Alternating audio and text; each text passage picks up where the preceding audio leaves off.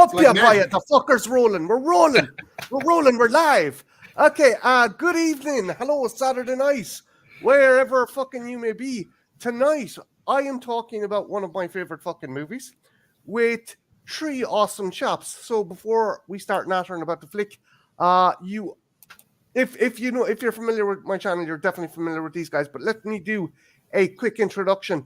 On this side here, we have the awesome and legendary American Werewolf in New Jersey, Mike. Below us here, how can you not love that fucking beard and that fucking hat? I mean, Jesus Christ. Oh, look at that.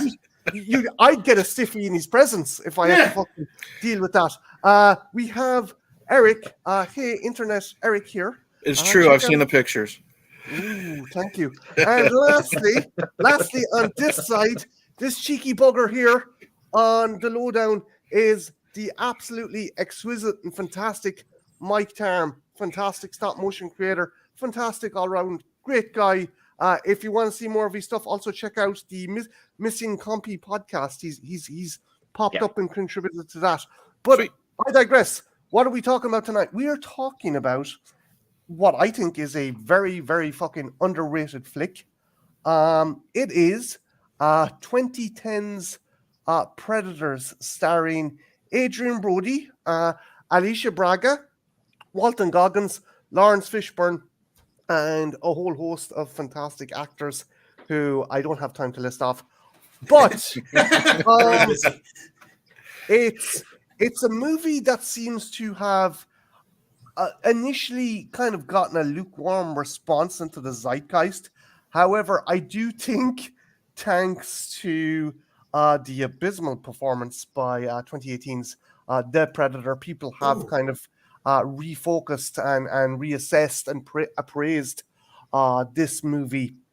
And just from the get-go, let's get some things straight done and out of the way. This is not a remake. I remember when this movie came out, everyone was saying, this is a fucking remake. It's not a remake. And second off, people were like, oh, this is directed by Robert Rodriguez. It isn't. It's produced very loosely with the use of a script of his, which is fucking dog shit, by the way, if you get a chance. Is it really? Check out the original dog shit. Oh, God, don't get me started. It's directed by Nimrod Antal, who is actually a fairly solid and competent director. Hasn't done much, but what he has done is fairly interesting. So before we get into the nitty-gritty, I'm just going to go around and ask American Werewolf in New Jersey. Mike, do you think this movie was underrated and underappreciated when it first hit the cinemas, and why? Why do you think? I don't know why. People have bad taste. That's the only thing I could really think of, and they're proud of it. People love their shitty taste, and the shittier it is, the prouder they are. This is a great film. It's got a great cast. It's very much keeps the tone. I think it's one of the few movies that keeps the tone of seriousness brokered with some levity of the first film. But unfortunately, people didn't love it. But that's cool because I got it right here. I just watched it recently, like within the past few days. It's just as fucking good as it was back in the day. So it's all good, man. I like, to this day, I don't get why people don't get this movie or say, oh, it's just a cheap knockoff, or it's lazy, or it just tries to ape the original. Mike Tharme, Mike, why do you think people kind of didn't initially enjoy or were receptive to this movie? I honestly think that the majority of the audiences that aren't Predator fans would have probably felt like this actually retreaded a lot of already familiar steps that we've already seen in the very first film. And also the design of the Predators in this was radically different to anything that we've previously seen in the first two films. And I think even by standards of the films that have been set after this film are also kind of like hitting that benchmark of, it's not quite Predator that we all know, but it's also Predator that we can recognize a little bit, whereas this one, the design was very, very drastically different. I also think the fact that you had cast members like Adrian Brody in there, people didn't really associate him with an action flick. So seeing him coming out being effectively Arnold Schwarzenegger almost felt like it was just they were trying to recapture something from the 80s, which I honestly think they did superbly well, but it just appears that everybody else just thinks that it just feels like it's a bit of a knockoff. That's because they have bad taste. Um, It's trash, man. People just have trash taste. Go ahead. Sorry. no. As Mike says, I think some people just did have bad taste, and they were like, "Oh, this isn't fucking Arnold. This is not the Adrian Brody. Wasn't he in The Penis or something like that?" No, The Penis, you motherfucker. Like if they're breathing through their mouth when they say it, yeah, you can take. Breathe through your nose. Don't try. Try it that way. All right. Eric, why do you think initially this film was not given the attention and love it should have been? Bad taste. Well, the two Mikes said it a lot, but first off, I've always said it. How are you going to able to follow Predator? You know what I mean? I've said it before. It's like following the initial RoboCop. No matter what you think of the sequels, those are initial films where it was lightning in a bottle, damn near perfect. This one here, I think, because we've gotten part 2, which it has a cult following, like me and Marty, but it wasn't really well received. And I think we've gotten both Alien versus Predator movies before this one came out, to my knowledge. Mm-hmm. The first Alien versus Predator was a fun monster fight, you know what I mean? But there's more negative than positive in the second one. So I think that kind of deflated the Predator love, movie-wise. And again, it's like we have Arnold and then we go to Adrian Brody. I think a lot of it had to do with the cast. No disrespect to him. He's a great actor, but is he an action star? Not really. And then again, you throw in all these macho men, Lawrence Fishburne, Danny Trejo, 5 minutes or not, but it's Danny Trejo, Oleg Taktarov, from the UFC. But then people see that Topher Grace is in it. So they're like, why the fuck do I want to see Eric Foreman in a Predators movie? So I think they judged it before seeing it because it took a couple viewings. Topher warmed up to me, with viewings in this. So I think a lot of it was judging before actually seeing the movie, to be honest. Yeah, it's like when you're like, Predators coming soon to a fucking theater near you. We've got Adrian Brody, fucking Eric from the 70s show. It's like people are like, what am I going to watch? Mm-hmm.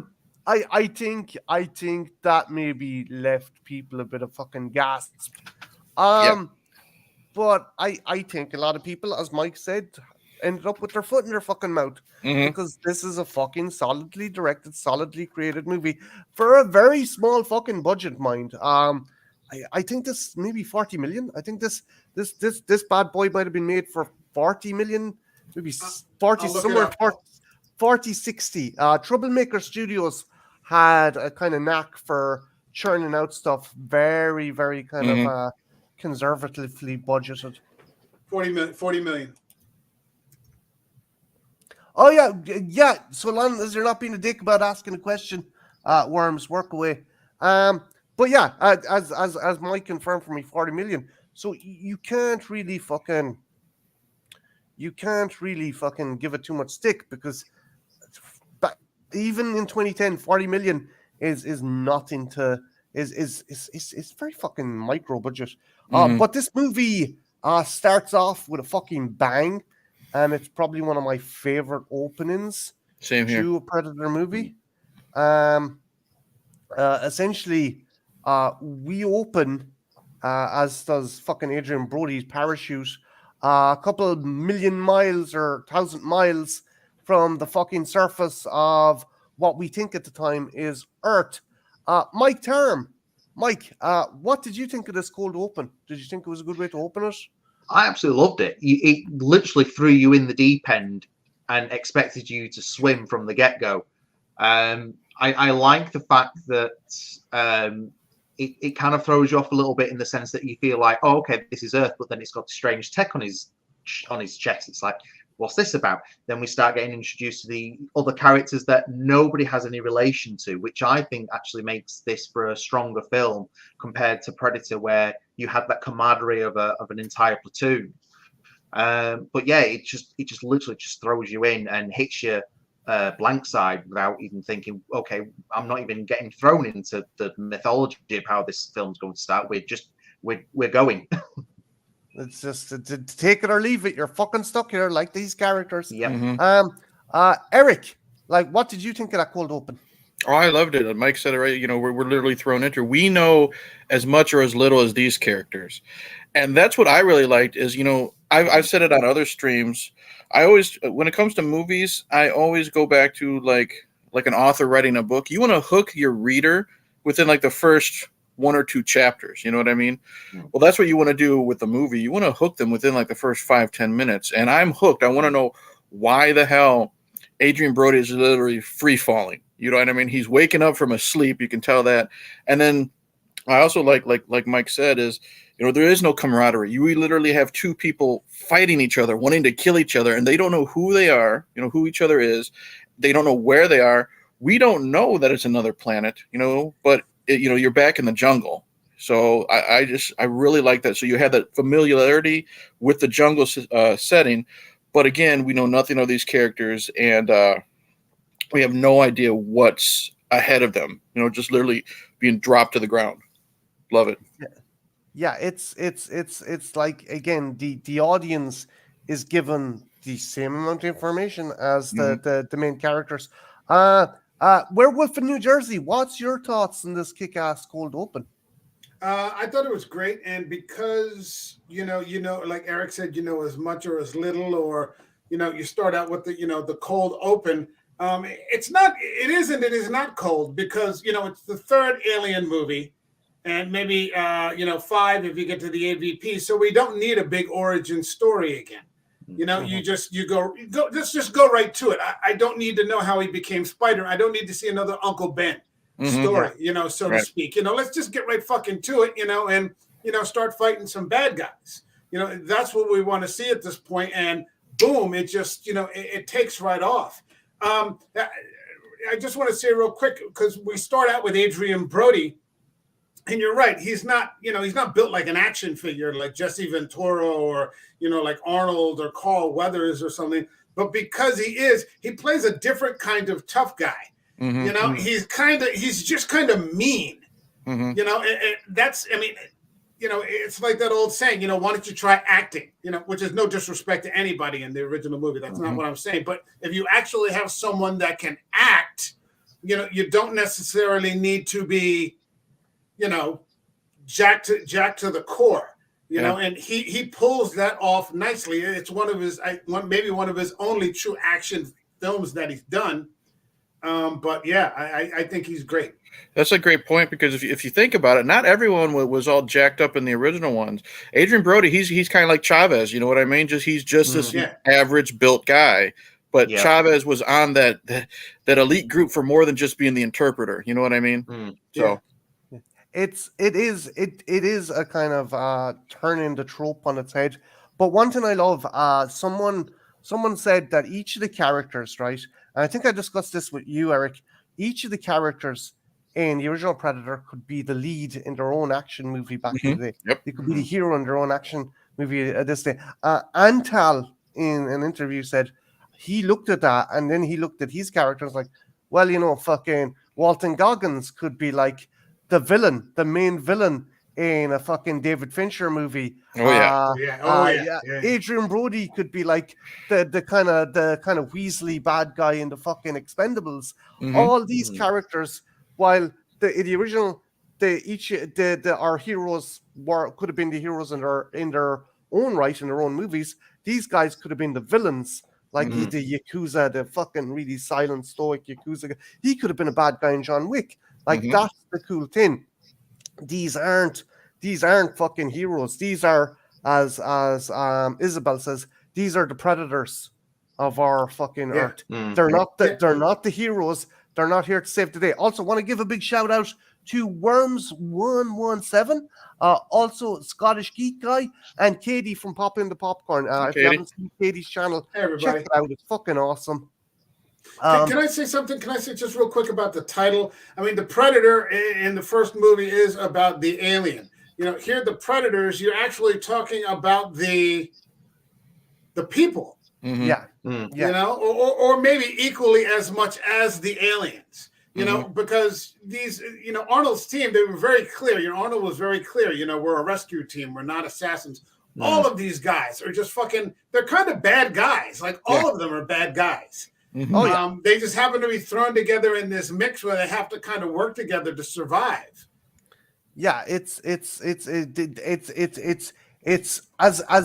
you've pointed out, Mike, it's a reverse. It's like, yeah, well, you know, in the original movie, it's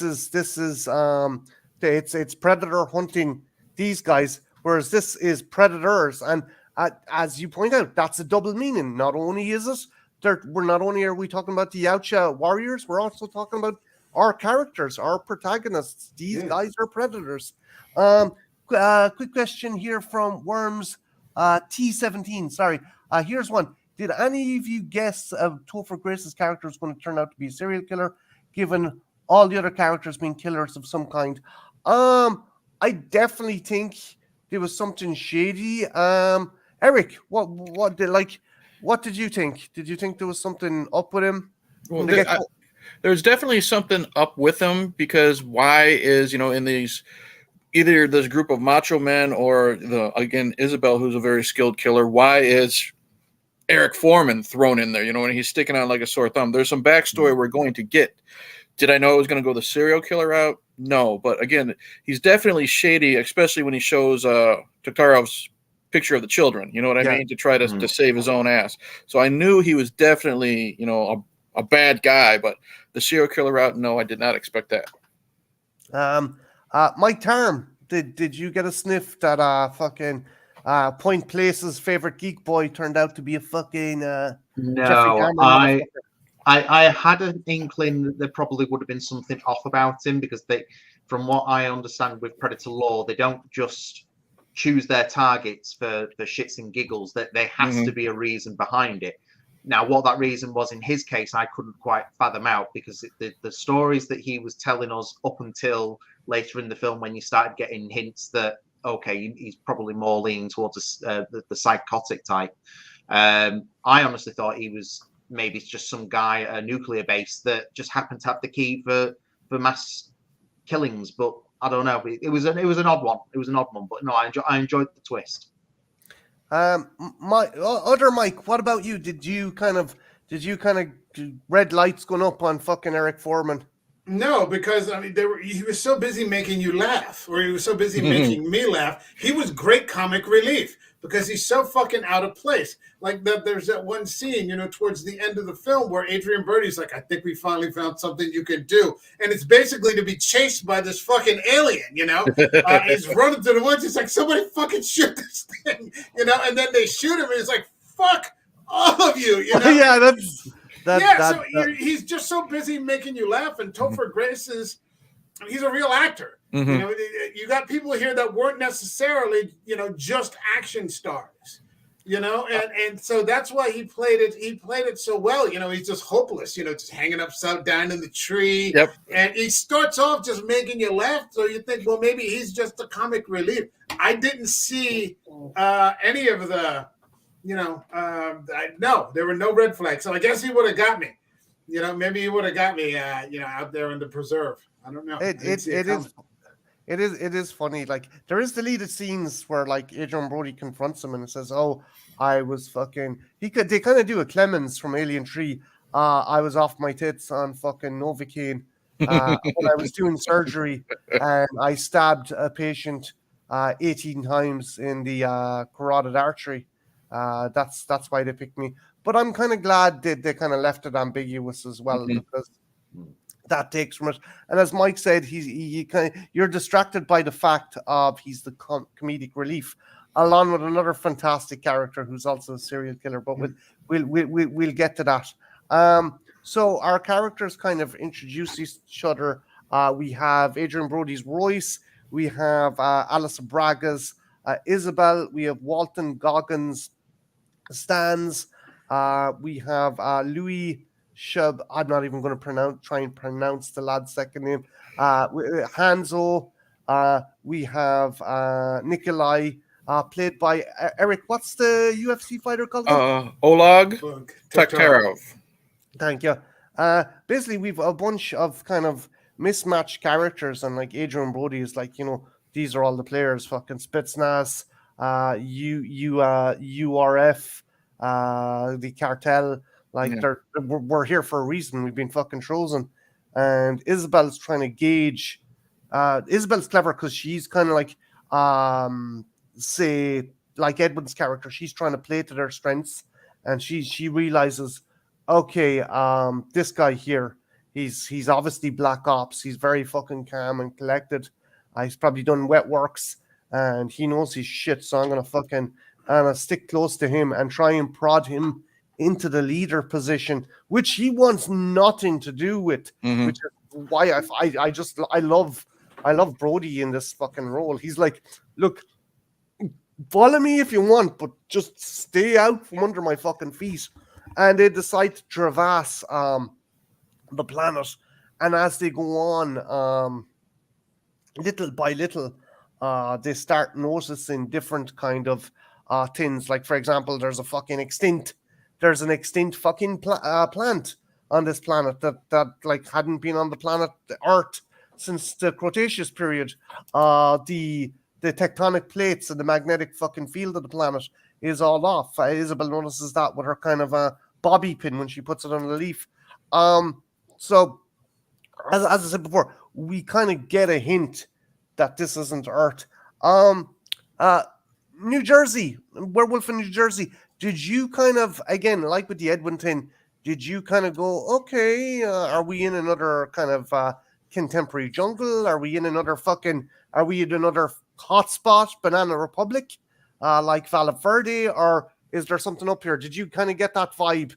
I thought that we were in somewhere like Africa, or something along those lines, maybe in the Congo or something like that, because the guy said he was the one Adrian Brody recognizes the one African dude from Sierra Leone, which is, primarily desert land, if I'm not mistaken.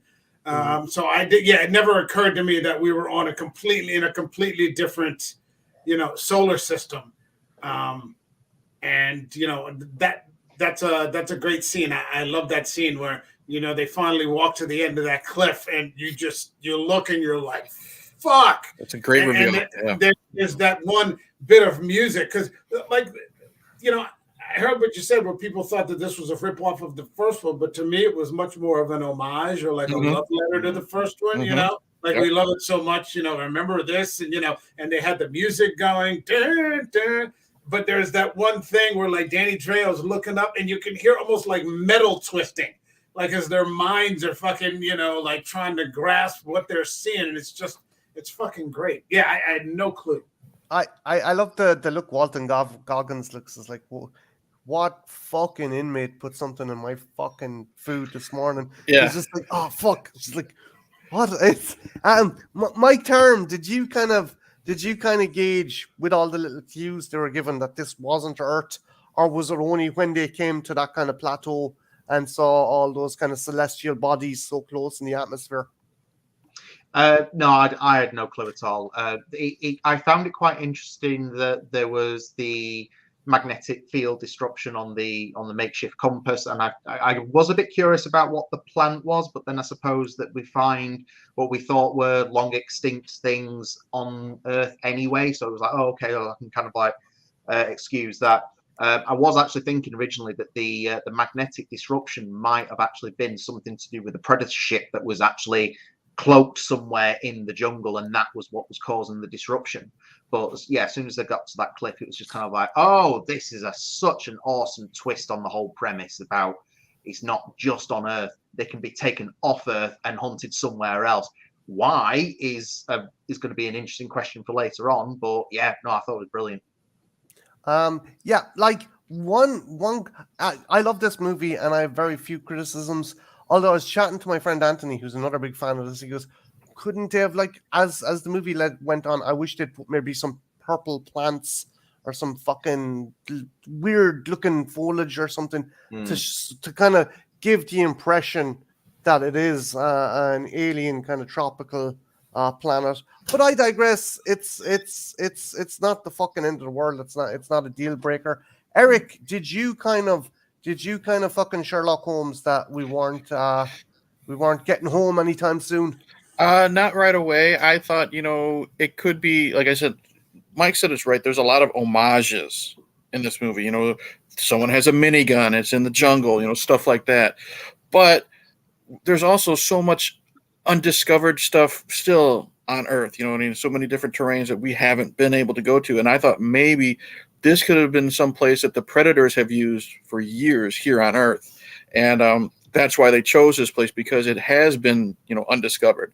So until we get that oh shit reveal with the cliff that we keep talking about, I did not have any idea. But that's what I think is great, because I guarantee you, all four of us had a huge fucking grin on our face when we got that reveal. You know what I mean?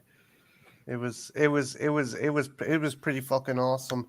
And like the totems as well. I thought that was cool. That was like that again. That was, I love when stuff is added to lore and just these big fucking Eric von Daniken-esque fucking totems sticking up out of the ground covered in skulls, and the lads are like, "What the fuck are these yokes?"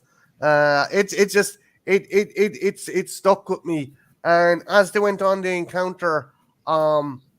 If you've read the comic, the character's called Drake, a Green Beret who was slain by an unseen assailant, and they set off a bunch of his traps.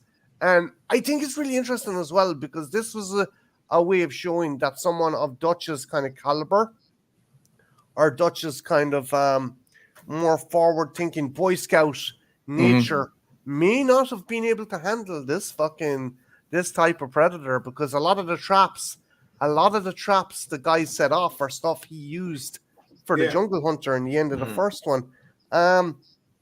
So they're like, fuck it, okay, we're on an alien planet. There's a fucking dead Green Beret, and there's a bunch of traps for something that is definitely bigger than us. And I like the way Edwin kind of scoffs and goes, "Oh, what do you mean bigger?" And he goes, "You set the fucking dead weight of the pit trap or the drop trap to 3 times the size of the target animal." And Edwin's like, "Oh, okay." I like that. I like that. And then out of the jungle comes a bunch of, which I think are fucking way better designed. Maybe people might argue with me. Fucking predator hounds. Eric, when those fucking predator quadrupedal mutts came out of the jungle and started attacking our heroes, what was going through your head? Oh, I loved it. I knew exactly what it was. It's when you're hunting geese or any type of bird, that's what it is. It's to, I don't remember if anyone actually says that in the movie or not, but it's to get your target out in the open so you can see where they're going and get a better shot at which ones you want to hunt. I do agree. I think this is a better design. I don't hate the design in the Predator. I don't like the dreadlocks. I think that's a bit too much to make sure had the dogs had the same fucking dreadlocks as the Predator. I love these. These ones look menacing. These ones look vicious. This is something you don't want to fuck with. You know what I mean? And I thought it was great, and it adds to the hunting motif of these Predators. You know what I mean? Yeah.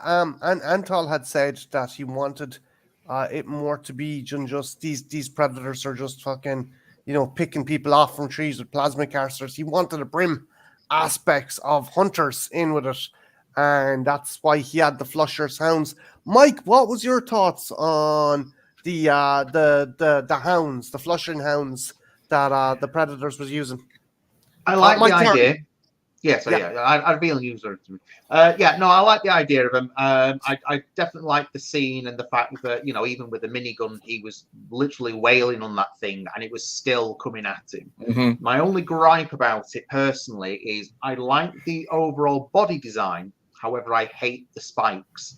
I feel that there might have been just too many of them personally for me.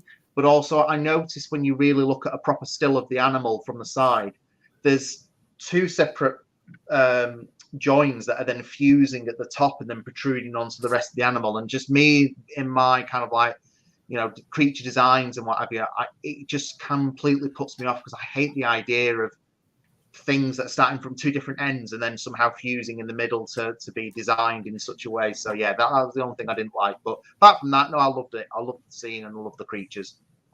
Still better than the fucking pardon the pun dog shit creatures we got in the Predator. The Hound. Oh, those things don't exist to me. That film doesn't exist to me. So so I don't know what you're talking about personally, mate. What are you fucking on about? NewJersey, what was your thoughts on the Hounds? I thought that they were pretty fucking cool. I thought it was a good scene. Obviously, the Drake character is, like an homage to Jim Hopper. Yeah. Who we remember from the first one, the American Green Beret that, he ends up getting skinned. They didn't have any of that here. They didn't have any of the skinning, that sort of trophy thing. I thought it was great. Walton Goggins, what I thought was really good about Walton Goggins is that he never had a gun. Mm-hmm. He never had a gun, which becomes an issue one time. He actually tries to take people's guns. Which doesn't work, but Walton Goggins is operating with a shiv. Mm-hmm. That's the only thing. But like, he's not a coward. Mm-hmm. When those things jump on him, he's giving it all he's got with his shiv. He's doing everything that he can. You get, the Israeli soldier, the girl who's trying to protect Topher Grace. She almost ends up committing suicide. Because she doesn't want to be eaten alive, that kind of thing. The Japanese guy who almost lays over the pitfall, that one trap that almost snaps on him like a rat trap with spikes. I thought that they were great scenes. I thought they were great scenes. Yeah, it was cool because this was, again, we didn't have unlike the original, we had a guerrilla, the attack on the guerrilla camp to kind of gauge these characters' those characters' combat prowesses. This was that. This was to see as the Predators wanted to see what they'd do and what they'd react. So Brody's character Royce susses out, okay, this is a common tactic or trope of hunters and in the dogs. So let's follow them back to the camp and see what we find. So they make their way back to the Predators camp and they find absolute fucking carnage and a particularly familiar creature strung up on a totem. Mike Tharme, what, like, when they entered the camp, were you expecting this, or were you expecting like, what the fuck is this, and why the fuck is he? Why is he strung up on the fucking totem, Mike? What was going through your head? That was definitely interesting as soon as we got to the camp. It was definitely something what I would expect a Predator's camp to look like. I wasn't expecting it to be kind of like all pretty or well hidden. The totems, as much as I like them, I couldn't see a purpose for them. But then when I saw the 84 Yautja like strung up, I thought, oh yeah, this is what it is. It's either a sacrificial thing or it's a what you call them, a territorial thing. Yeah. So each of these totems is relevant to certain tribes or groups of Yautja hunters, and if they've invaded his territory, then it would make sense that they would string him up and effectively use him as kind of like a warning to others, like, if you interfere with us, we will mess you up. And looking at the guy on the totem, I'd say he was pretty well messed up. Yeah, it's KNB. Strangely enough, they didn't go with ADI, which I was kind of glad with. I don't know about you guys, but I think ADI dropped the ball a couple of times with their design of the Predator. But Greg Nicotero designed this one, and it's very close. It's close as fuck as you're going to get to the 87 Yautja. Also, in case people are wondering what the fuck me and Mike are talking about, that's the name for the Predator. You know, the way the alien is called the xenomorph, the Yautja is the name for the predator. Eric, when they arrived in camp, what was going through your head? Like, what the fuck is this? Why the fuck is this cunt slung up here? Well, I knew we were dealing with, like, going into this movie, I knew we were dealing with a different type of predator just because of the designs that I've seen online. But I want to know now. I really want to know what the fuck we're dealing with if they're able to, because I knew that it was obviously the three predators camp, but if they're able to take a predator itself and do whatever they need to do to be able to basically chain it to one of these totems. I know that we're now getting something that is totally different from 87. And this little group of mercenaries is really in over their heads. But it was really cool seeing that original design again. And I'm a big sucker for Derek Mears. Derek Mears is a stuntman and an actor who's always under makeup. He's always playing these monstrous characters, whether it's a Predator, Jason Voorhees, Swamp Thing. He's been multiple characters in that Sleepy Hollow television series. He's great with just body language. Show. He's great with body language. So I was happy that it was him. But again, if something's able to do that to a Predator, you know, Arnold got lucky. You know what I mean? Mm. You can tell that these guys knew what they were doing to get that thing chained up. Yeah. It's and Noland explains it. It's the difference between dogs and wolves, and these fuckers, these guys are I'm gonna let New Jersey talk, because I want to ask Mike Tharme something, because he's kind of familiar, hardcore nerdy, familiar with the lore like myself. I'm going to backtrack in a second about that. Mike in New Jersey, what's your thoughts when they arrived at the camp? It was good. I didn't expect anybody. I'll be honest. I didn't think they were going to start dying that fast. Like the one RUF guy dies, and because I just saw it a couple of days ago. Adrian Brody essentially lets him get killed. Yeah.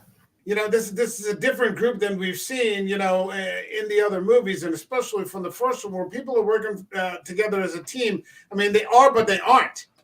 Mm-hmm. Like when Danny Trejo gets killed. Walton Goggins is like, we're leaving him, right? Like, we're not sticking around here, are we? You have Adrian Brody, just sort of backing away. So, that other guy can get skewered, and he doesn't give a shit. Mm-hmm. He just doesn't give it. Yeah, we know more about it now. And you're like, oh, Jesus, these guys are, different. The camp itself was okay. I was surprised to see an alien, a predator there strung up. I wasn't exactly crazy. I mean, I don't want to jump the gun too much, but I wasn't exactly crazy about there being two separate tribes of aliens. I don't know. I mean, it's not like I can't sleep at night thinking about it, but that wasn't. Yeah, I was just like, okay, I'll roll with it. No big deal, because the rest of it is fucking awesome. But yeah, the reveal, at the end after they all run out of the camp. That these are different types of predators. I was like, well, okay. I like the way I look at it, and I'm gonna talk to Mike Tharme about this. Is there's two ways to look at it. You can look at it in a very, very fucking as the regular cinema goer, kind of the way you can compartmentalize it is as a species. Okay, so we live on Earth, and if you look at other planets, Earth isn't the biggest celestial body out there. But the thing is, we look so different. We behave so different. I'm not the same as someone who lives in fucking the likes of Aboriginal Australia or Antarctica or fucking South America. There's going to be deviations with the species. But the other thing, I think, with these guys, and the other explanation, my headcanon now, and I'm going to see if Mike Tharme agrees with me, these guys are bad bloods. These guys are like, oh, you fuckers don't adhere to a code. Fuck off. You can have that planet, but don't fucking come near any of the tribes. These guys maybe maybe killed one too many fucking innocent fucking humans or species. They filed the code. They were bigger. They altered their body. Maybe they were fucking juicing, which leans into the idea that that fucking Nolan's character goes with and kind of plays into the fucking dog shit that came out in 2018. But as I said, as Mike rightly put it, we don't talk about that. But Mike, do you think these guys were bad bloods? For anyone asking, bad bloods are kind of dishonorable criminal predators who are kind of fucking outcasted. Do you think these three were bad bloods, Mike? Yeah, definitely. I think in terms of the law, and especially coming from what NewJersey was saying about the designs, Stan Winston put it best when he was working on Predator and Predator 2, where they changed the overall look of the Predator, and he described it as they're the same snake, but it's a different snake. So in the sense that the snake as a creature is the same. It's got a head, a very long body, the tail, and no limbs. But you have things like the cobras, the pit vipers, the pythons. There's very different versions of these animals. So it's the same with the predator in that they have different aesthetics to them that differentiate each one. The only thing that I was not 100% sure about is whether these are the type of predators that will literally kill anything, so they don't care whether it's their own species or whether it's something that has a particular rule and regulation about it, or whether they are a tribe, as you say, Marty, but that was outcast from the predator society in the sense that they just don't adhere to those rules as well as they should do. So they will go out and use the rules, but then they will twist them to their own advantage. Yeah, like sorry, Mike, go ahead. Mike, go ahead. I wanted to add something to that, and I just lost the fucking idea. Okay, you go ahead. Never mind. No, shit. Sorry. Fuck. The thing. Oh, I remember what it was. But go ahead. Okay, go for it, Mike, because I'm. So you don't forget. Yeah. Well, I was just going to say that there has to be more than 3 of them. So maybe this is like an outcast, a larger group, because we see at the end more, and I don't want to jump to the end, but more are getting dropped. That's how the movie ends. More game is being dropped out of the ships. So it must be more than those 3, that are dropping them. Also, hello to my gorgeous girlfriend, Jen is in the chat. Hey, babe. Jen. I had a discussion with my friend, and Eric's gonna fucking laugh. He's so laugh at this. Great. My friend compared these guys to what was the band Ice Cube was in the 90s? NWA? Yeah, the NWA. Oh, Jesus. On fucking Predators, like 6 a.m, police at my door kind of fucking fights. And they're not adhering to the code. They're just like, fuck it. Well, because there's little things. You notice the berserker, the leader, shoots Stans in the fucking back. Nolan's character, Lawrence Fishburne's character, has this fucking bone axe, yet the flusher just fucking blasts him kind of point blank. He's no real fucking threat. He's got a fucking axe. So it's like these guys are just doing their own fucking thing. They're literally going, fuck the police. We're going to fucking kill who we like, what we like, how we fucking like. And I like that comparison, that like fucking, although I don't know how I'd feel if the Berserker was played and faced by Ice Cube. I don't know. Maybe that could fucking be a thing. But so our quote unquote heroes have to book it out of there. Hello, Monty G in the chat, and they do an homage of the original movie where Dutch got chucked over the waterfall.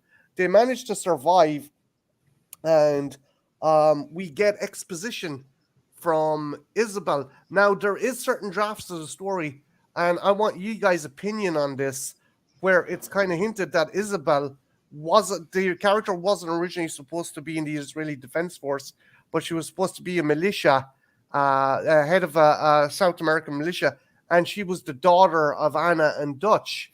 Now I'm kind of glad they didn't go with that. Yeah, so am I. That- It's too on the that- nose. That's if they did that, that would just be honestly that'd be so stupid. It'd be kind of like if they went the Predator 2 route and Dutch just happened to have a blonde fucking twin brother living in Los Angeles, and they just happen to show up. It's too on the nose. It's too literal. It works for a comic book, but not a movie. Exactly. It works for a comic book because at comic books you got dudes, swinging from webs and stuff like that. Fucking Batman and all this, aliens from outer space. It's a different type of media. It would not work. And honestly, you don't want that type of eye-rolling moment in this because a lot of people, I mean, me, I would have just kind of eye rolled and then let it go. But some people that would have ruined the entire movie for them because sometimes it takes a moment like that to just break someone. And I think that just would have been dumb if they did that. Yeah, a bit too much of a suspension of disbelief. Mike Tharme, are you glad they didn't go with the Isabel is Dutch and Anna's daughter? And what did you think that they used her as a method of exposition for the 87 film and linking it to that? I'm glad that they didn't use her in that context. I do appreciate though that they managed to get some kind of like a mythology from 87 out there, because this event in this film's universe would have been documented. It's probably been blacklisted and stuck into archives deep down away. Redacted. So it'd be curious. Yeah, there we go. Redacted. That's the word.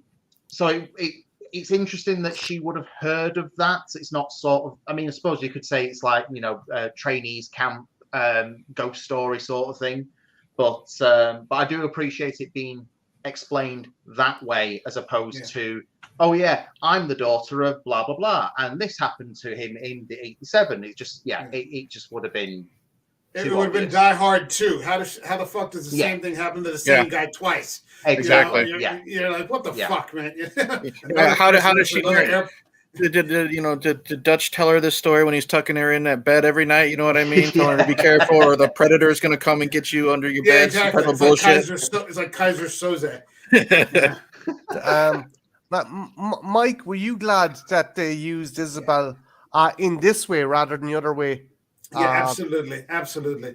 I like that I like that even though we're clearly seeing a lot of overlap, between the first movie and this movie, that we're only getting about 60 seconds worth of, actual exposition, making passing reference. This is not a direct sequel to, what happened in 87. I kind of like that we never see Dutch and Anna again because I think that that's a story that had a definitive ending. And we can just leave it there. They survived. They're kind of fucked up, but they survived. And that's kind of it. I like the IDF angle with her. I like the idea that, when she tells that story about her own, background, she let her partner get killed because if she had stood up to try to fight, they both would have been killed. Mm-hmm. There are no nice people. There are no kind-hearted people here. Yeah, they're very, very self-centered. Yeah. Like there is touches of compassion when they were thinking of leaving Chichillo. It was Isabel who protested, and Nikolai being a kind of serviceman, he kind of took a moment or two. So you could kind of tell that there was a bit of humanity in Nikolai. And that's moving on to my next thing. There is some great character moments in this movie. And we're given a chance because Royce decides, you know what, let's make a fucking stand, because if we keep running, these things are just going to play us like a fucking fiddle. So they take a stand and they take a moment.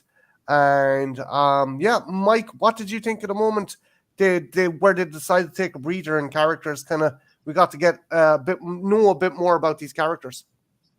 I enjoyed it. I thought it was a good little bit of character building because, we, as we said before, we're literally thrown in the deep end with introductions to these characters. So it's literally a case of judging a book by its cover. So once we get this little breather moment and you get all these, past stories or, bits of human interactions between them, it does make them feel. It does make you remember that there's always that grey area with these sort of people. There's no such thing as a good and evil. They are literally just people trying to survive, do the jobs that they've been given, and in some cases they're just carrying on with what all they've ever known. And if this is all they've ever known, then to them they are no more evil than a cat is to a mouse.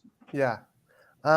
Again, as you said, we get a bit more humanity with these characters, and we get to play with tropes as well. Because hey, Trenchy, because there's a moment, that trope. They just not only did they knock it down, kick it in the ground and piss on us. The whole trope of, oh man, when I get home, I'm going to do this. My favorite moment. There we go. Yeah, is Walton Goggins. He's like, man, if I get home, I'm gonna give me so much fucking cocaine. I'm gonna rape me some 5 and bitches, no matter what time it is. Yeah, I'm gonna rape me some fine bitches. You know what I'm talking 5 about? o'clock? 5 o'clock, Bitch raping time. And it was good. Again, it fucking it turns the trope on its head, and it gives levity and it gives humor. It's like, yeah, I probably shouldn't talk to him. No, you shouldn't. and the thing is, Walton Goggins is so good. He's such a despicable character in this. Again, that's what he's gonna do in his free time is do coke and rape women. But the thing is, he's so charismatic. You can't help, whether you feel bad or not, you can't help but laugh at that scene. You can't help but like this despicable person.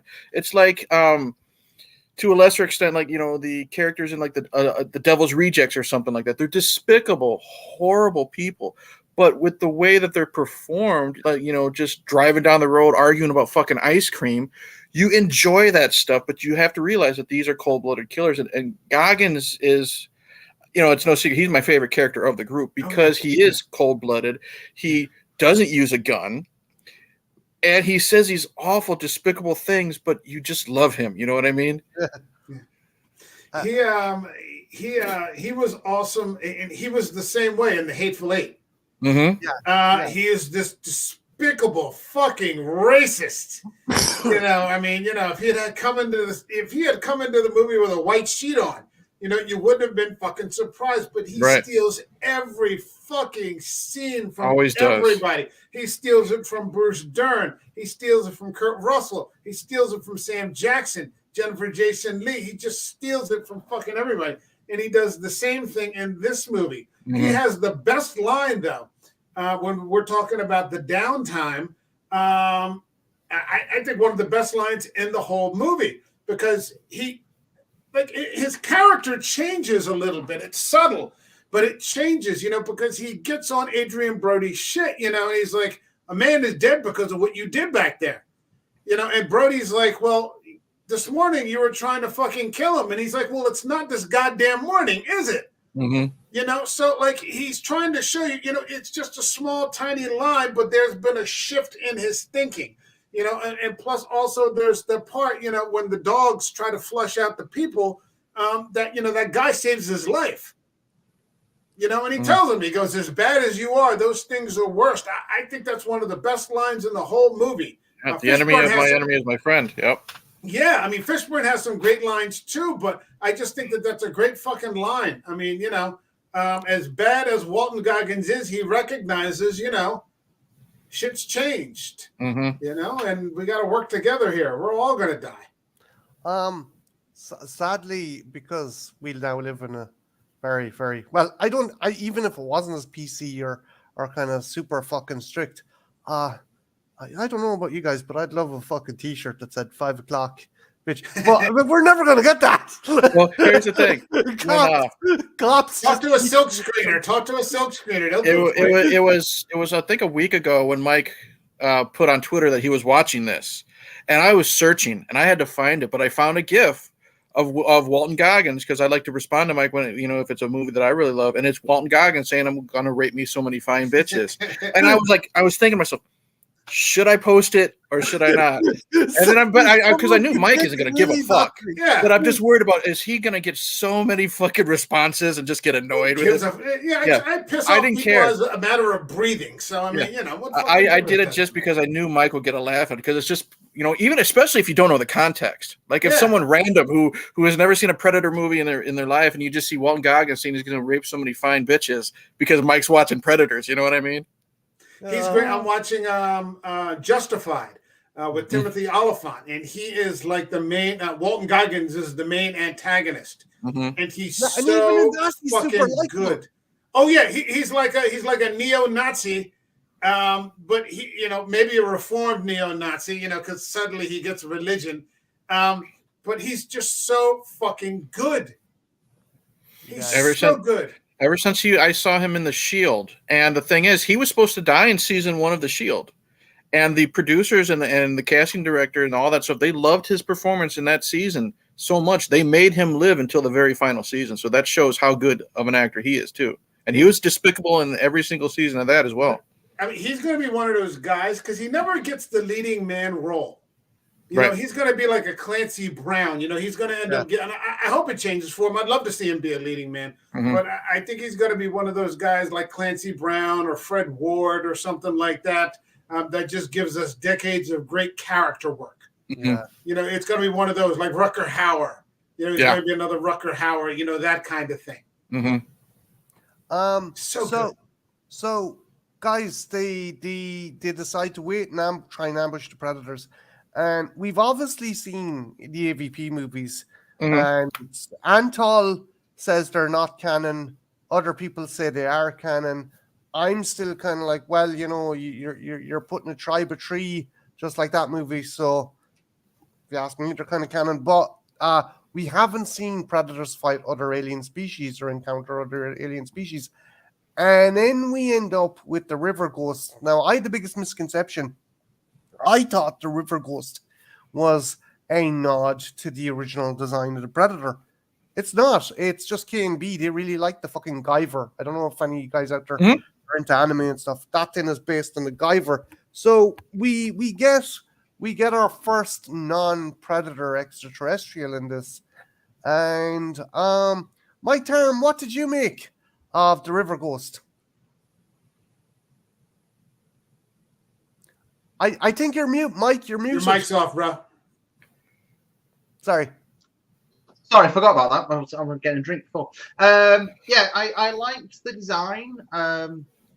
I thought it was a very well-rounded kind of like introduction to something that you're like, oh, it's a predator, and then you completely sidetrack, which then further cements this whole planet for what it's actually used for.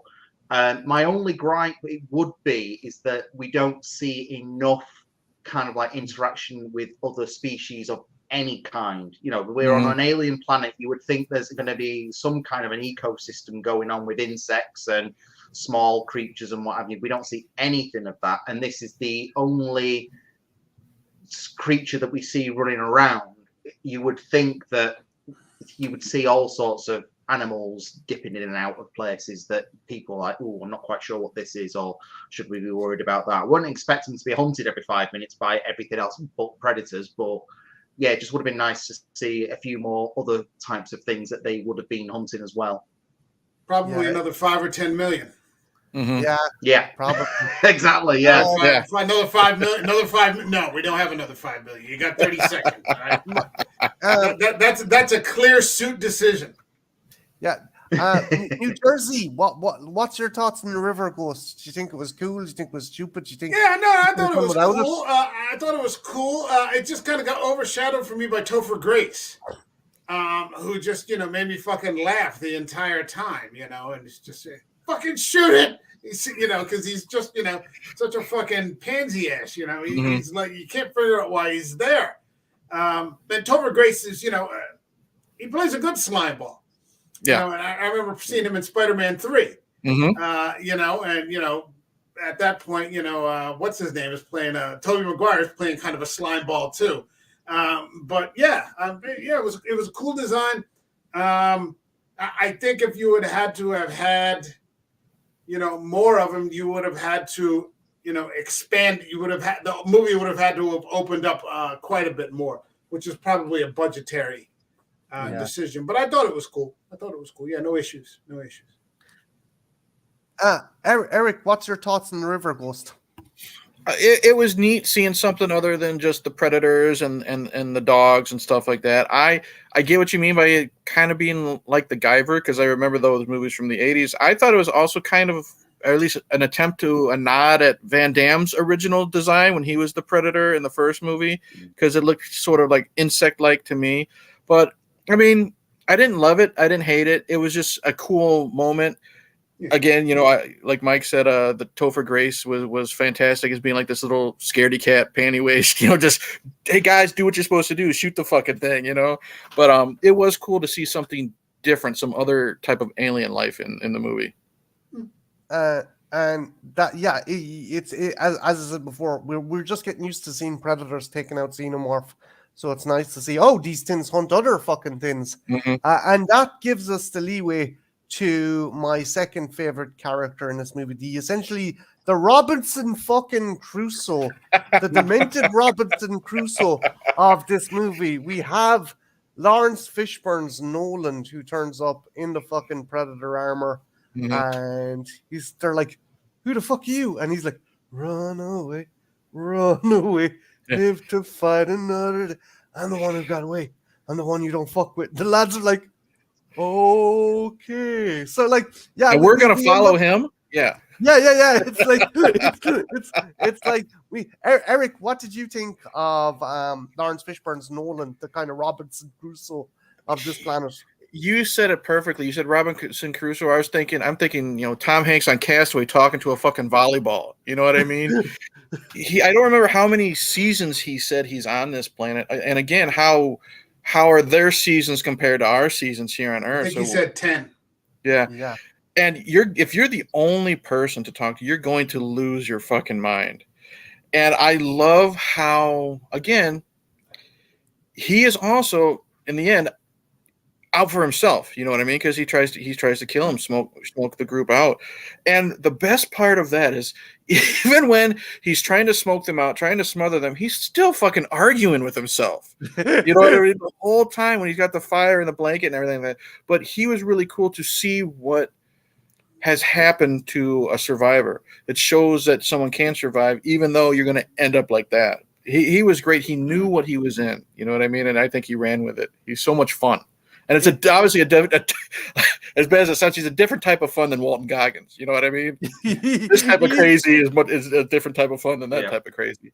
He is. He's got some great moments as well. Where Goggins comes in, he's made a little fucking kind of hideaway. And I don't know if this is Yautja tech, or maybe the Yautjas just fucking murdered everyone on the planet, but inside this big industrial fucking drill, and they go in and Goggins like, what a shithole. And he goes, apologies, I winter in the Riviera where it's so much warmer and the men are ooh la la. And you're like, what the fuck? I love that. Mike Tharme, your thoughts on Nolan and the scene at his kind of compound. Well, let's put it this way. I believe that the part was originally written for Arnold Schwarzenegger. And I'm glad that they didn't go with that and they brought in someone like Lawrence Fishburne for it. If it had been Arnold, I'd rather it been he was the Green Beret that was killed earlier in the film. But I enjoyed seeing it, and I enjoyed the kind of like that he'd managed to use the Predator tech to his own advantage. So he was able to cloak himself. He was able to kind of like utilize their weaponry and knew their tricks. But I when we found the derelict ship, whatever you want to call it, the drill, which did kind of make me wonder whether it was a nod to the Nostromo in some ways. That similar sort of layout. Mike, where fucking Edwin's going through the fucking cargo compartment and you've those chains hanging down. Yeah, that was an absolute fucking. That was an absolute exactly. It was like this feels very 79 to me, but okay. 79 was a good year, man. 79 was a great year for film. Alien and Apocalypse Now. Fuck. Yeah, no, definitely. So I enjoyed seeing how crazy he was, and you're gonna be selfish and be like, right, okay, I need their weapons, I need their stuff that they brought with them, because obviously now we know that it's not just predators he needs to worry about; it's the other creatures that they're bringing into the preserve now. So yeah, no, I really appreciate his part. It's just a shame that it wasn't a massive role for him, but even so, it's like it was enough of a role for it to just kind of like keep the story going. Mm-hmm. Oh yeah, he was memorable enough, as Eric said, when he's trying to kill them all and he's arguing about killing them. What you want? Bring these fuckers here. 5 more mouths to feed, and he's just trying to asphyxiate them.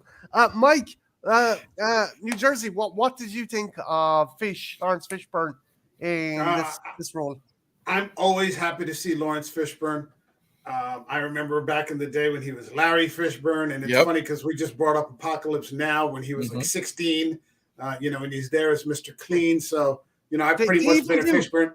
Mike, they even do a nod to that in this where it's like, I was air cav. Oh, yeah, he's air cav. I was going to say, because when you mentioned the men and the ooh la la, I'm like, yeah, it's fucking military humor. These guys are fucking going at it. But, I mean, it's another example of what you can do with actors, not necessarily action stars. Lawrence Fishburne isn't necessarily an action star, but he can act. Same with Brody. Same with Topher Grace. And a couple other people that you've got. Same with Walton Goggins. Yep. You don't need action stars to be in an action movie if you write the script properly. And I think this was a very, very good script. And the casting was just spot on. And the people that couldn't necessarily act, you didn't get much out of them. The Yakuza. He says maybe 10 lines, during the whole movie, but he doesn't need to. Right. Because he's just got the presence. Taktarov, it's the same way. Yeah. When he does do something, he's got that sort of that truncated military thing where he only says what's necessary. You should stay away from him. And that's the whole line. Yeah. But it's everything that needs to be said. So bringing in Fishburne, 70 minutes into the movie or something like that really gave it another charge of juice there. Yeah. That brought you through. He kind of carries that for about a good 20 minutes until he self-destructs. And then you kind of get to the last act in the movie.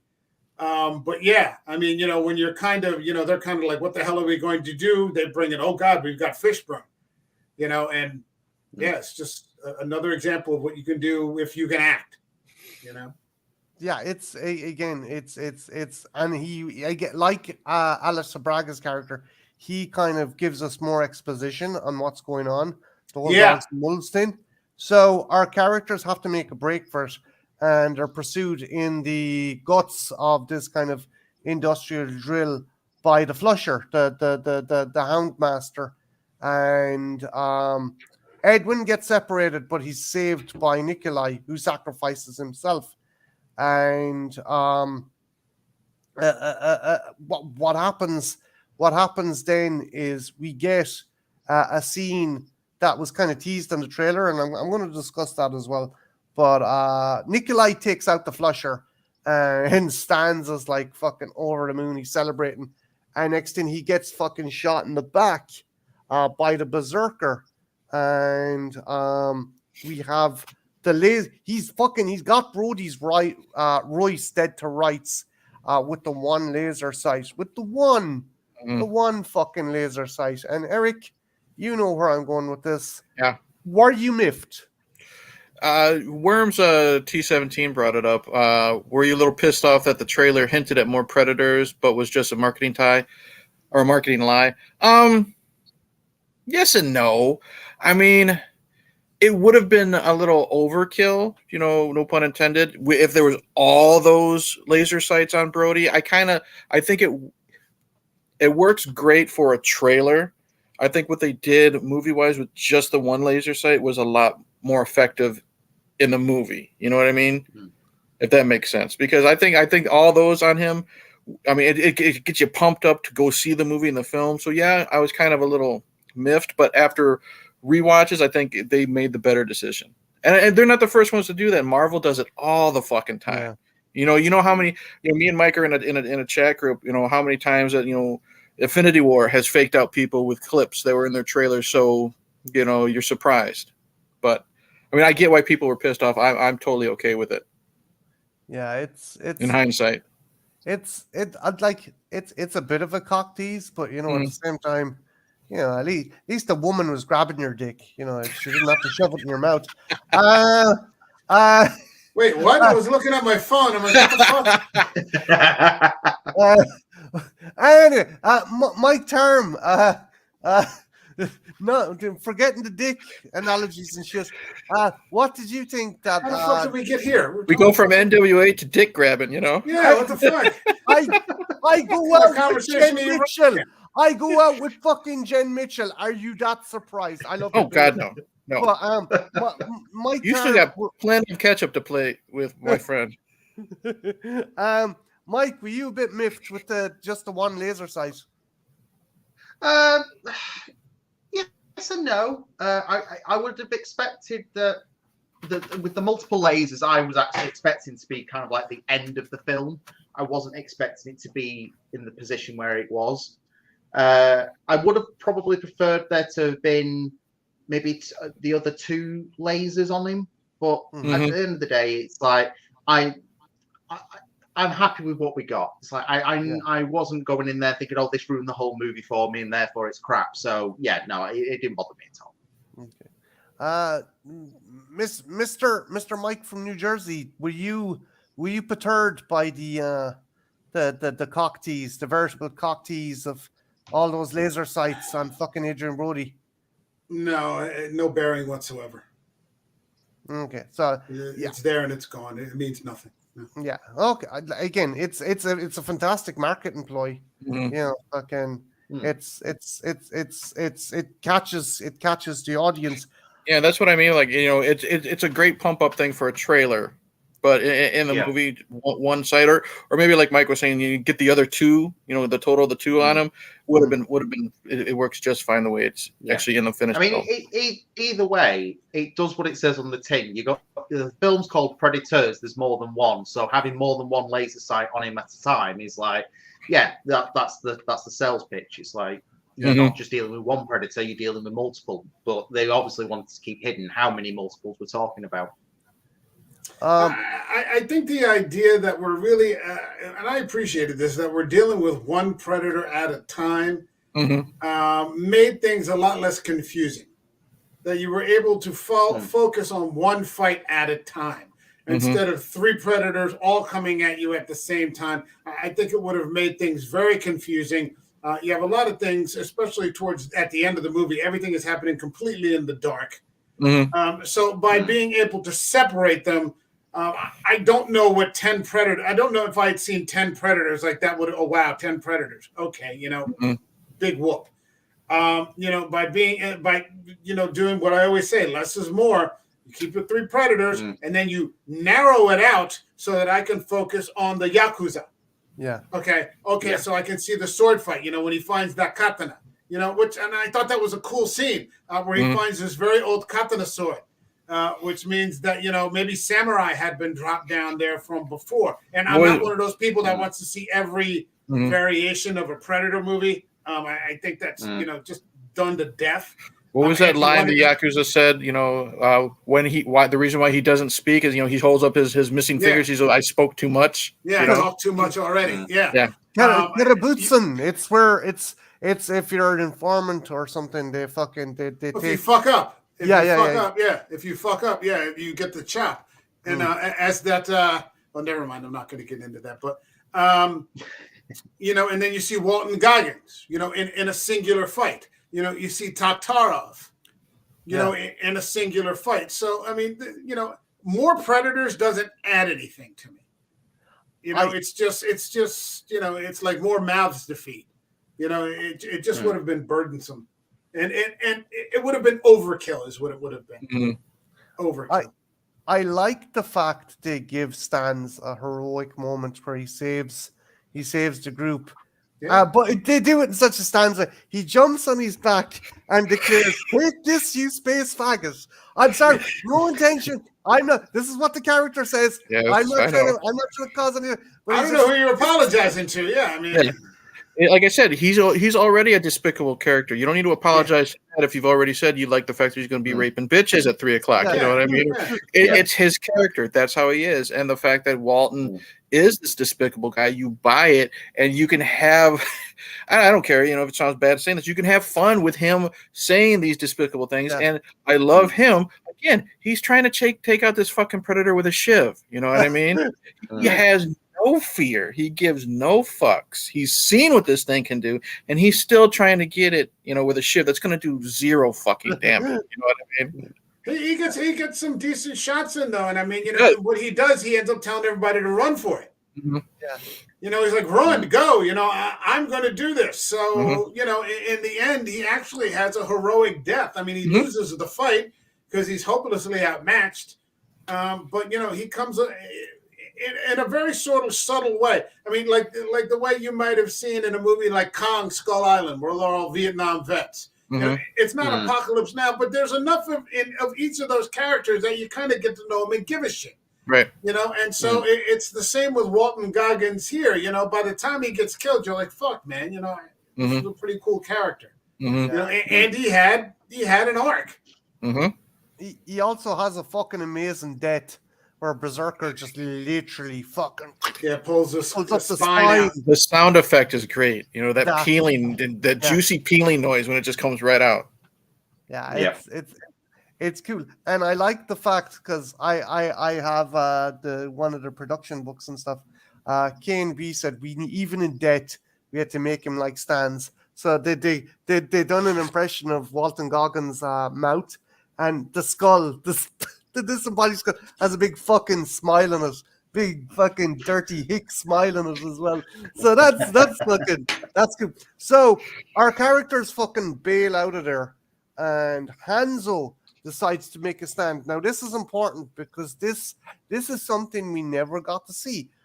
We never got to see Billy make his last stand. We never got to see King Willie. But now we're finally getting to see... We didn't want to see King Willie. I fucking wanted to see... If I had never seen fucking King Willie, fucking King Willie. I love me some King Willie. Oh, come on. The Predator... Okay. I don't even want to get started. We're going to skeezer around this because I know, Mike, I know you think part 2 is dog shit. I think that Predator 2 is the Exorcist 2 of Predator movies. Oh no! It is. It is. Bro. They went out of their way not to make a serious movie, and they did.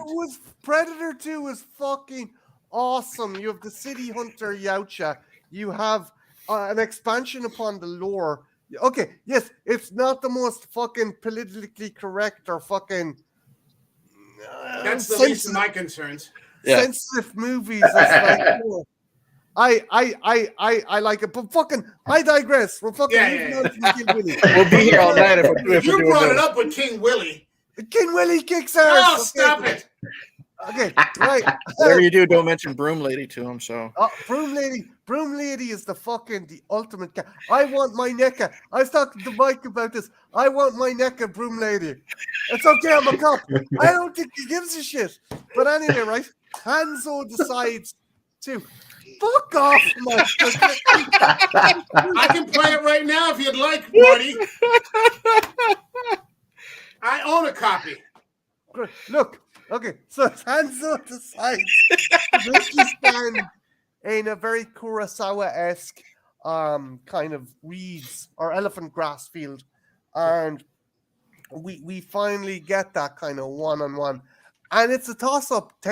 Half the people think that it's a really good fight, and the other half think it's a cool dude with it's a cool sword fight on Hanzo's part, but you've got this dude in a really clunky costume flailing around. Mike Tharme, what did you think of Hanzo's last stand against the Falconeer? It wasn't long enough. I liked it. I've always wanted to see kind of like a samurai versus predator concept. I just wish it was just a little bit longer, that there was a few more hits, a few more defenses, and yeah, it just kind of like you blink and you miss it for me. It was just too short. Yeah, it could have been a bit longer, but I think maybe if it went on a bit too long, you would have kind of realized, okay, this is just a dude in a suit flailing around a bit too much. Oh Eric. yeah, but that's what I mean in terms of like, you know, it's like the Rebels series of Star Wars where Obi-Wan actually kills Darth Maul finally. It's like it's a very quick fight, but it's like you've got all that decades of build up to that particular point where it's like, okay, that feels perfect. Whereas this, it's like you've had this samurai just walking around doing nothing, and now you get this opportunity for him to be a badass, and it's just like, oh, he's just gone. It's like that moment of The Simpsons where Marge is in bed with the mafia and the Yakuza come and goes, the little guy hasn't done anything yet. Exactly. Yeah. And then they shut the door and you just hear him screaming and killing people. For goodness, please. He comes to the window. Eric, what did you think of that fight? Do you think it was good? Do you think it was a bit too clunky? Mike said it perfectly. I 100% agree. There is so much buildup with this Yakuza character. He is so cool, and he doesn't do that much. You know what I mean? When he does do something, it counts. And I'm not saying I want a 5-minute fucking samurai fight. Give me 10 seconds more, 15 maybe, a little bit more. I didn't care, like you said, the dude in the suit swinging the sword. I thought it was fine. I love the look of the tall grass, the sound of the wind and the grass moving. It was a great scene. It's just a little bit more, Yeah. because of how they built up this guy, the Yakuza character. That's why I wanted a little bit more. Yeah.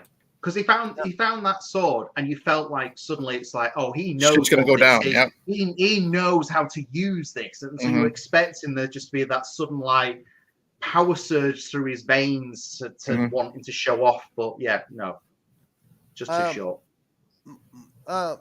Mike from New Jersey, what's your thoughts on the katana battle? I liked it. I love the character. Because again, a very muted character. I don't know that actor. It was obvious though he wasn't a martial artist. Like if they were going to like have him in there for that one action scene, essentially, it would have been cool if they had gotten someone who actually was trained in a sword. Mm-hmm. That would have been cool. Like Ken Watanabe. From Last Samurai. Watanabe or Hiroyuki Sanada, the guy who played Ujio, his right hand, the guy who beats the shit out of Tom Cruise with that wooden boken in The Last Samurai. Yeah, he ends up being Scorpion in Mortal Kombat. Yeah, those two would be great. Yeah, he's great, and he's in John Wick 4. Oh, really? Okay. He has some killer fucking action in John Wick 4. If they had gotten someone who was actually a martial artist and had trained in a sword, it would have been 10 times better. But I mean, it wasn't bad. It wasn't great. Right. It was kind of low mid. That scene was kind of low mid because what you had, they just ran at each other, and then you didn't see like any contact, and then suddenly they were like on the other side, and then they would charge again, and this happened like 3 or 4 times, and then you never actually see anybody get cut or anything because. The fight choreography was not good in that scene. Possibly by what was limited in terms of what people knew how to do. But yeah, it wasn't the greatest. It was no King Willie fight. Okay.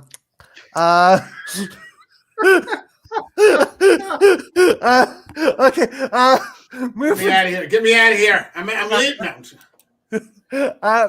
Move. Okay, so moving on. We are down Fucking to our last. Hey, fucking voodoo magic man. Fucking voodoo magic man. Fucking voodoo magic man. The spirit world. The spirit world, man. So we're down to our last. I'm going to call him Bad Blood Predator, and Edwin gets fucked up with one of the traps. Isabel decides to. I'm going to be thinking about fucking King Willie for another hour. Perfect. Look, I want my own King Willie movie. I want the box. That's bullshit. Yeah, that's what they'll call it. Bullshit. That'll be the name of the movie. Jesus. A whole lot of bullshit. Okay, we're getting sidetracked. I'm going to move on. I'm going You to keep move on. bringing it up. You're the one doing the sidetrack, and you're like We'll fucking discuss with this. the We'll tank discuss- engine, going off the rails here. Mr. Policeman. Kids, just calm down. Let's move on to the next He bit. started it. Mike is going to turn this stream around and go straight home, and there's no Disney that. Fuck you. Anyway, right. You see that? Right. Okay. So Edwin gets fucked up, and Isabel decides to stay with him.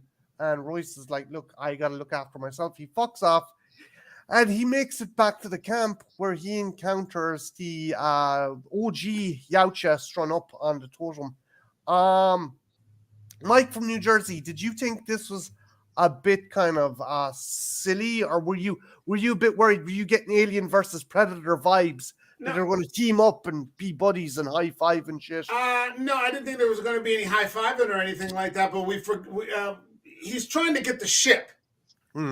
He's trying to get the ship, and I remember Fishburne saying, in all the years I've been here, that's something like Adrian Brody just thinks of it instantly. There's a ship here.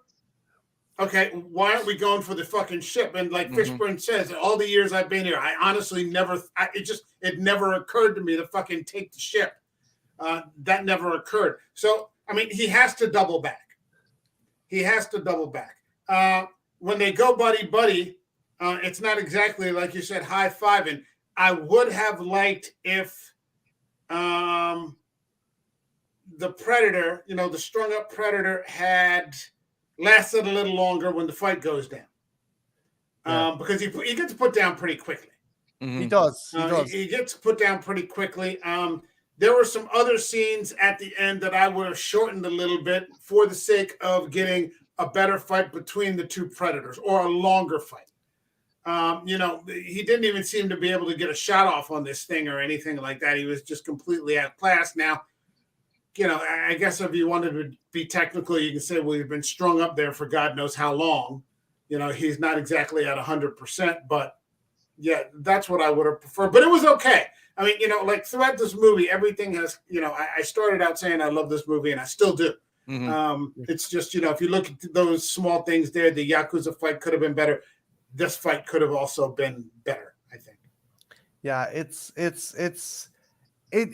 cleverly done because, again, and my headcanon, I think a lot of people's headcanon is, okay, this poor fucker's been stuck up on this totem. He's dehydrated. He's probably malnourished. And even his tech, like half of his helmet is fucking cracked. The cool thing they done to distinguish the two Predators is his armor, which has been lying in the muck and the shit, it's glitching.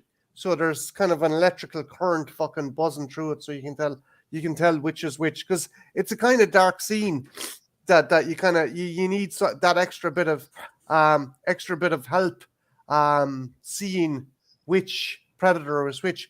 Mike Tharme, what did you make of the OG Predator versus the Berserker? It was a good fight. I liked the fact that the OG Predator's design was very reminiscent to a Dark Horse comic. I think it was called Big Game. Where the cover where the that's helmet right. is cracked open. Yeah, that's right. Yeah, so I liked that kind of design aspect to it, and also it goes to show as well that these things aren't invincible. They can be injured. I mean, we already know they can be injured, but it's been so long since we've seen a decent Predator film. At this point, it's just nice to see that bit of extra battle damage, if you will. I liked the fact that Brody's character uses giving him his freedom as a bargaining chip to get off and use the ship. So rather than just trying to take the ship and work out how it does it, I like that giving him his freedoms. Like, right, I've set you free, now you set me free. So yeah, no, I enjoyed that. Can I ask a question just to everybody? Would it be interesting if we just, and I said this when Prey came out, which is another movie I don't want to get into, but would it be better if someone ever made a Predator movie where the Predator wins? Serious question. Yeah. I mean, we've had comics. It can be done. We've had comics. We've had video game. There's potential for it there. You definitely would have to. without fucking doing that pubic hair pulling fucking AVP movie annoyance of making him too heroic, but you would have to put him into a more heroic role, most definitely, though. Really? You couldn't have just the bad guy win? I'd be okay with that. I mean, it would just be like, as far as I'm concerned, you never need to make another Predator movie to be perfectly. That's where I come from. Because this has been going on since '87, so we've been going on for 36 years now. 36 years of Predator. If you never made another one, I'd be fine. I got these two, and I'm good. But if you were going to make one, and like I said, I'm not one of those people that wants to see a samurai predator or, this kind of predator, a conquistador predator, or, all these different types of things. That's not my thing. But if you were going to make one, I would have a heroic character fight the predator and just have the predator kick his fucking ass. That would work for me. That would be different, because that's the problem that's come along in 36 years. You've had the same ending. Right. Yeah. It's the I mean, in this sense, there is some formulaic, crossover. There's a lot of it. There's a shit ton. But it's just so enjoyable because, like I said, you have actors instead of action stars. But if you just had a movie where, you just did, in the end of a Predator movie, what's going to happen before it even starts. True. Yeah. How's this person going to beat the Predator? And, just have a fucking Predator movie where the Predator fucking wins. Yeah. And then the movie just ends. Like, it just ends. Doesn't get revenged by his big brother or his little sister or his Uncle Jimmy, or something like that, Just fucking Predator go in there and fucking start flaying people. Whether it be a World War II movie or, whatever, just drop him in the middle of a war movie. That'd be fucking great. And then just have him fuck everybody up. That would be cool. I think the closest we get to that would be where, like, again, and you could work the Predator's kind of code in where he's about to kill he's about to kill our quote unquote hero, and he's like, fuck it, you're an honorable cunt, you fought, give me a good fight, I'm going home, I got enough trophies. No. Chop his fucking head off. Take his fucking head off. Walk off. Eric, what did you think of the Predator on Predator clash? It's kind of like the Yakuza thing. There's a lot of buildup. When you see that Predator hanging from that totem, and it's still alive, by the final act we're gonna get a Predator versus Predator fight. Even when to what you said, like the high five, or kind of like when the female lead and the Predator in the first Alien versus Predator, they had that mutual respect, and it looks like they're gonna fucking kiss. You know what I mean? You're waiting for the Predator versus Predator fight, and I like it better than Predator versus Yakuza, but I wish there was more. Second viewing and stuff like that, you can put into your head this Predator has been malnourished, the bad tech. But the first time you see this movie, you want to see a fucking fight. We don't really get that. We get more of an exhibition than we get the actual boxing match. You know what I mean? Mm. It's like these fucking YouTuber boxing matches. It's like, lads, stop fucking posing and fucking whale the shit out of each other, you pricks.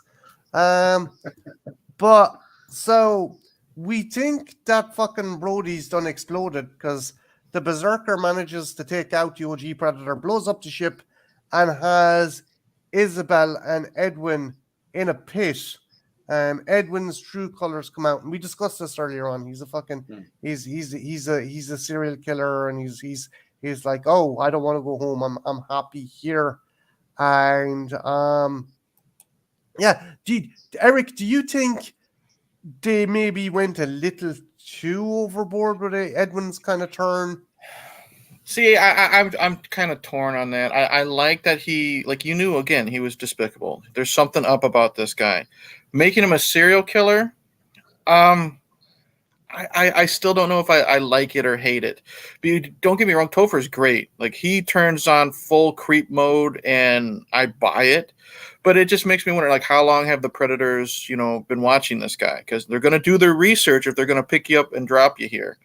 I would have liked to have known a little bit more about him, like how many people has he killed and stuff like that. So love the acting, but I'm just kind of torn on actually making him a serial killer. So, Yeah, I don't really have it like a definitive answer. I hate to say. Yeah. Mike, what did you think of his from 0 to 10 turn into from Eric to Jeffrey Dahmer? Mike Tarm. Mike Tarm. I liked it. I honestly liked it. I thought it was a good twist. I liked the fact that although we don't know anything about him as a serial killer, what it does expand on is the predator law, in the sense of you don't have to be physically strong to be selected as a prey item. You can be physically weaker but mentally superior, in the sense that you're being deceptive to your prey. You think outside the box. So in that sense, I really liked it. What I didn't like, however, is the fact that he saw himself as one of them. He saw himself as a Yautja in the sense of as a predator. I think if you're going to do something like that, then you would probably make him feel a bit more tribal, maybe. So it's like that hunter instinct sort of thing, maybe trips him, rather than just kind of like, oh, I'm a serial killer. Oh, actually, I'm like you because I kill people too. It's like, no, it doesn't work the same. But no, I did like the sudden reveal of his true nature and how he played everyone, in the sense of, because then it makes you start thinking, well, actually, was he inadvertently putting everyone else ahead? So he's keeping himself safe until it gets whittled down to the last 2 or 3 people. And we kind of get that, like he's pleading for help from other people, like Nikolai. Nikolai comes back to save him, but then when Nikolai gets shot, he's like, "Fuck you, I'm out of here." And then he uses the photo of Nikolai's kids, children. NewJersey, Mike. Yeah. What do you think? Bit too kind of fucking pantomime-y, kind of like ho, I'm a serial killer kind of thing, or did it work? No, I thought it was okay. I thought that, like, I think that it expands the definition, which is very accurate, actually, of what a predator can be. Yeah. He's a very low level kind of predator. He's he's like one of those angel of death kind of, nurses and doctors that you sometimes see in tropes. They over medicate patients. Something, I slept with my, or something happens during the surgery. It's not, overt because he can't compete in that level, with like a Walton Goggins or like Adrian Brody or, these militia guys, or like Danny Trejo says in the very beginning of the movie, we kidnap you for ransom. We throw you in an oil barrel. You don't pay, we light you on fire. He's not that kind of predator. Mm-hmm. He almost reminds me, although he's not nearly as good. This is like an off reference to like Mitchum in like Night of the Hunter.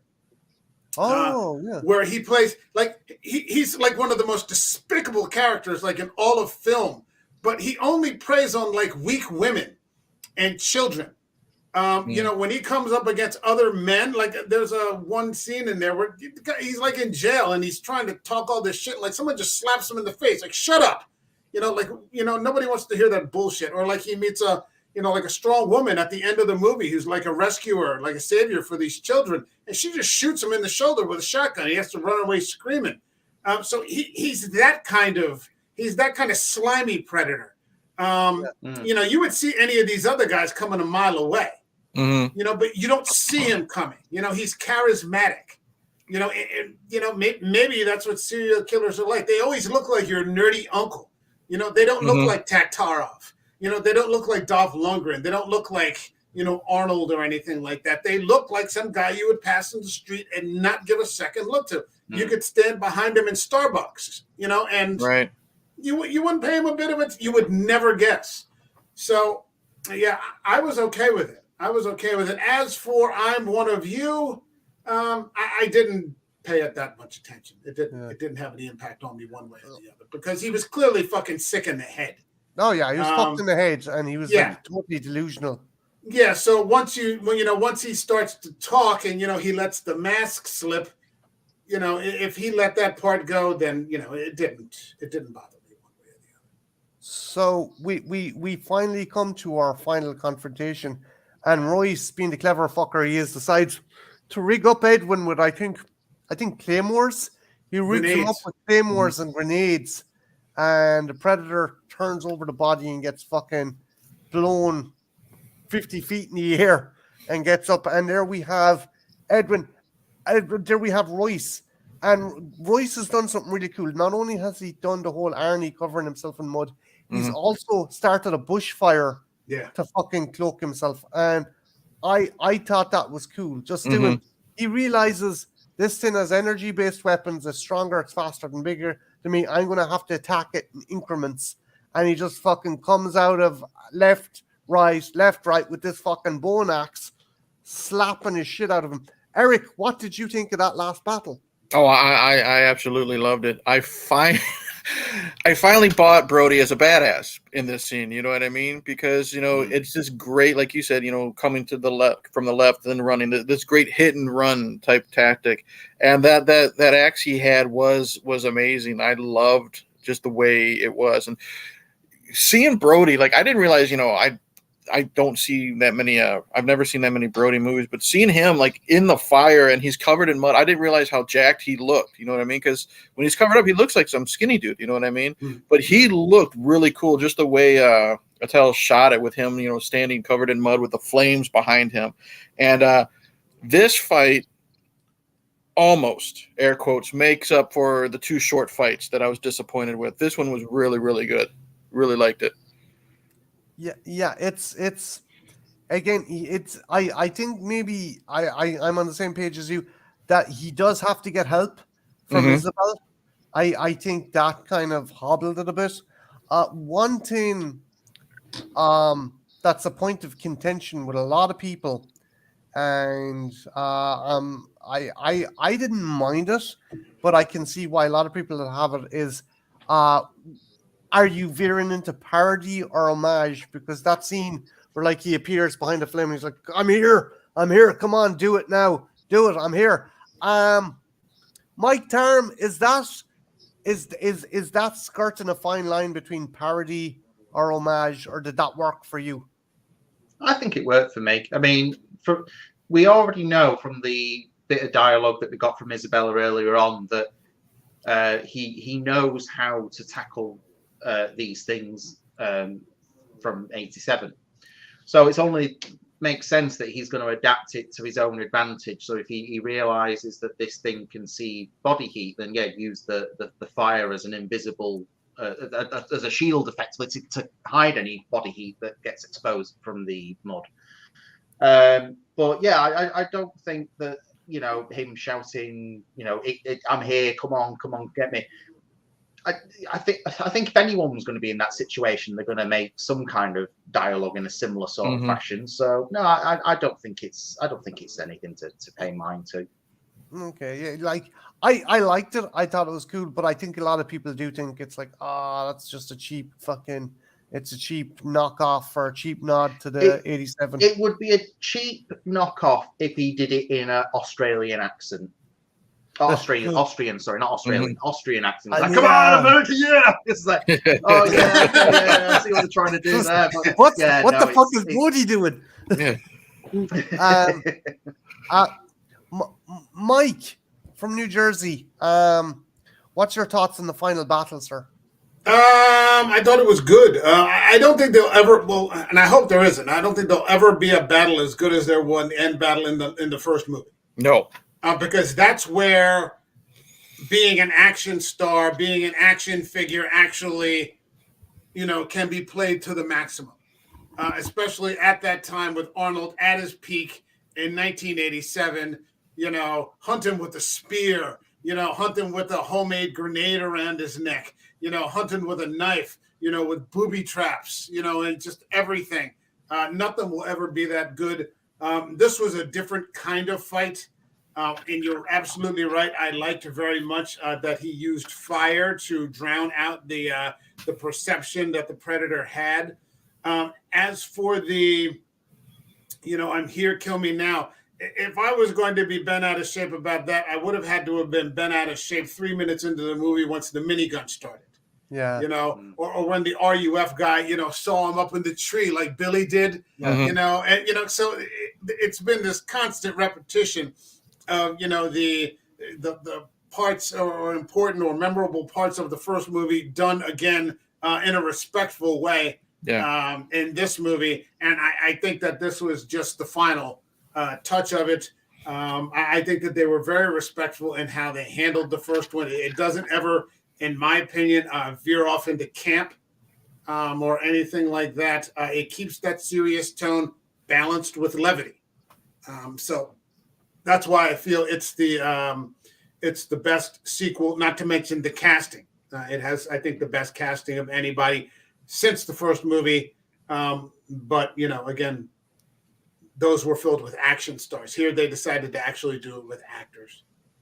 Yeah, one thing I do like is, and again, I know, Mike, you're not the biggest fan of the other movies, but they do show that the kind of the downfall of the Predator is all. It isn't just like you can be muscular, you can be powerful, you can be efficient with weapons, but it's always you got to use your brain to take these things out, and you gotta be clever, because it's always the Predator's arrogance. Like in the first one, like the Predator takes its time, it toys with Arnie. In the second one, excuse me a second, guys, I'll be right back. In the second one, Danny Glover plays Possum, and the Predator's taking his time. In this one as well, fucking the Berserker's kicking Adrian Brody in the face and doesn't know Isabel is fucking lining up the shot. I'm gonna fucking skip the fucking 2018. The whole thing with fucking Prey is that it underestimates Naru, because she's so, again, that's something I do like, that it's not fucking brute force on brute force that defeats these things. It's their hubris that kind of brims them down. So Brody defeats the Predator, Isabel and Royce are trapped her, and more containers come down. And my friend Anthony, who loves this movie as well, was discussing. So he turns to me and goes, "So was Nolan only there for like 2 weeks before he went fucking mad? Is this how seasons work?" Because they were dropping shit. It's like it turned out Nolan was only there for a month, and that's when he went fucking mad, because they were already dropping more fucking containers. So how the seasons worked, but it leaves on a cliffhanger. If you want a bit of closure, there is a really good comic book adaptation with a story 10. It's an okay story. It's called Preserve the Game. And we have Royce and Isabel kind of doing the whole Nolan thing of surviving and scavenging, and they end up kind of splitting up because Royce is becoming more like Nolan. And the other thing is, if you want more information as well, what happens if you've played the Predator Hunting Grounds game, the DLC, you can get Isabel, the character, to play as, but you also get her. You also get audio tapes of how she came back to Earth and what she did on the hunting planet. I love this movie. I don't understand why it gets so much fucking stick. I know Mike isn't a fan of the other ones in the franchise. The 2018 one I have issues with. There's aspects of it I like, but by and large, it's the one that really fucking gets in my craw. But I think this is a worthy addition to the franchise, and I don't get why people, fucking have issue with it. It's a cool, solid, fun movie, and it ends. Again, another reference to the original. It ends with Lawn Tall Sally. So it's like we've gone through. Eric, did you like the ending of the movie, and did you appreciate that they had Lawn Tall Sally? I loved how, honestly, I love that they didn't get off the planet. I love that. I love seeing the other crates coming down. Like, okay, we're fucked. Okay, here we go again. But the icing on the cake was Long Tall Sally, because you know me, Marty. One of my favorite moments in the original is this is the original is like the biggest testosterone-filled fucking action movie that there is. Jesse Ventura, Sonny Landham, Arnold, Carl Weathers, Bill fucking Duke. You know what I mean? These manly macho men, and they're going to do some major fucking damage, and they're listening to the unmanliest man in rock and roll, Little Richard. So that's one of my favorite scenes in the entire movie. And again, these nods, these homages I think they're done really well because they're very small. Nikolai has the minigun like Blaine, the way Mike said, the way they're looking into the trees like Billy, this and that. This was just the perfect homage. It's a different version of Long Tall Sally. It's not exactly the Little Richard version. I don't know if it's a cover or just a different version by Little Richard. I don't remember, but I had the biggest fucking grin on my face when that started playing, and I was walking out of the theater. It was a lot of fun and a perfect ending. It was. Mike Tharme, were you happy with the ending? Do you think they could have done something different? Were you glad they were stuck on the planet? Yeah, no, I preferred that they didn't get off, and it brought up more questions for me in terms of like, okay, so we've got more crates coming down with other game creatures. So are we talking about there are predators already here that are waiting for these crates to come down? Are they en route, or do they drop them and then arrive at a various time once something's been set up?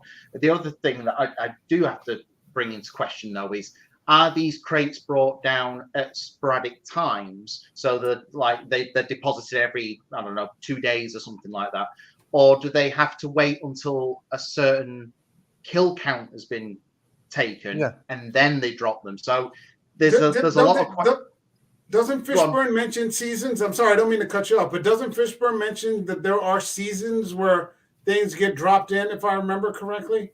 Yeah, I was joking that it's like he had only been there 2 weeks before he went fucking mad, and this is where it is. I was like, it's the fucking season already. Like it's the comic does explain it, Mike, and there's other stuff to explain. There's also I'm gonna talk about there was a potential sequel that I don't know if it would have been. I'll be interested to see what you think. But they kind of, it's like once the hosts of the first kind of like Battle Royale job, once the hosts of the first hunt dies, well, it's up to the next lads who are coming to drop their stuff off and fucking set their stuff up. Mike, what did you think of the ending? I was good with it. I like that they didn't get off the island.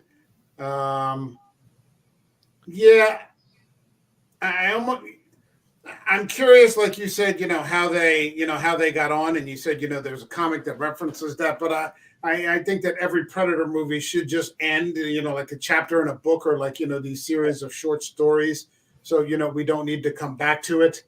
I was good with it. It was a good ending. It was solid beginning, solid middle, solid ending. Very good film. There was a draft sequel proposed. Rodriguez was ready to go. Antal was ready to go. So what was going to happen was Isabel and Royce start a resistance and start fighting back against the Predators, and they end up hijacking a Predator ship. And it's essentially Die Hard on a Predator ship, and they want to commandeer it. That sounds like Die Hard 2. Actually, is what it sounds like. Mike, you haven't, like, the fanboy in me wants to like this. So, like, they end up killing all the Predators, and they're like, okay, we've sussed out it's going to take us 500 years to get home, but there's these cryopods. They go into the cryopods, they arrive back to Earth, and the cryopods open. Earth has been taken over by apes? No, it's the cryopods. Get your stinking hands off me, you damn dirty ape. Sorry.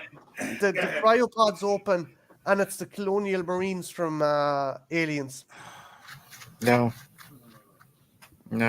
I would not. People wonder why I drink. It's shit like this. This is why the Clontarf, the Irish whiskey, is coming off the fridge as soon as this thing is. No, I'm just kidding. It's been. But you hear ideas like that, and you're like, did like some producer, yeah, it's got to be. How can we capitalize on this success? Because I did look it up, and this was a profitable movie. Oh yeah, yeah. Hold on a second. If I look up, I just had it here, the numbers, because that's the website I use. If I look up Predators, I mean, it was internationally and domestically, it was very successful. It had, let's see, domestic box office was, we said 40 million, so probably a little bit more, not like they do today with marketing. 52 million in domestic box office, 75 million internationally. Domestic DVD sales, 22 million, and 10 million in Blu-ray sales. So you're looking at about 160 million dollars. Not to mention, who knows? I imagine Netflix or whoever pays them to license it out. So yeah, it was a success. It was a financially successful movie. And sorry, Eric. Were you I was going to say, kind of, again, I think that would have worked in like a comic book. You know what I mean? Because you can really separate it's funny saying separate yourself from reality in a fucking Predator movie. You know what I mean? But it's definitely, there's more leeway in a comic book. You know what I mean? That would have worked. If they would have woken up and there was the fucking Colonial Marines again, it would have just been like if Isabel was the daughter of Dutch and Anna. Yeah. Like that would have been a dumb idea. And we've already said the homages, the fan service in this film is done well. Yeah. That would have just been, honestly, Alpha Flat will say, I think that would have been just kind of stupid. You know what I mean? It would have been too much. And we've already had the crossover films, no matter what you think about them. Positive, like even with AVPR, Marty, we've talked about it. I can find the good in that. You can me too. But that we don't need more shared universe homages with the Xenomorphs. We've had 2 movies. That's enough. Move on. Look, I stand by this movie is good. It's definitely not ignored, because the new run of Disney Marvel Predator comics is set on the Game Preserve, the second series of books, and we've gotten the River Ghosts and we've gotten other stuff, and it kind of actually, ironically, it does dip into that unused sequel screenplay. So it isn't kind of cast aside out of the universe. It's considered, it is considered canonical, and I'm glad for that. I'm gonna finish it up here, but before I do, I'm gonna let these awesome lads pimp out what they got coming up and what they got planned and what you should check out. Mike from New Jersey, is there anything you want to give a shout out about and talk about before I wrap up here?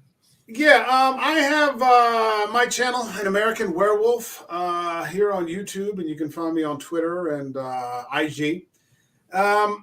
Right now, I am actually using my channel as of a few days ago to fundraise for the Make-A-Wish Foundation, Make-A-Wish New Jersey. I'm looking to raise $5,000. It was just a spur-of-the-moment inspiration.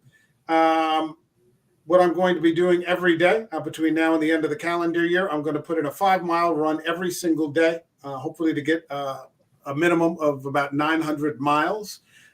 In the hopes of posting those results every day to continue to get people's attention and maybe get people to donate. I'm going to be hitting local businesses.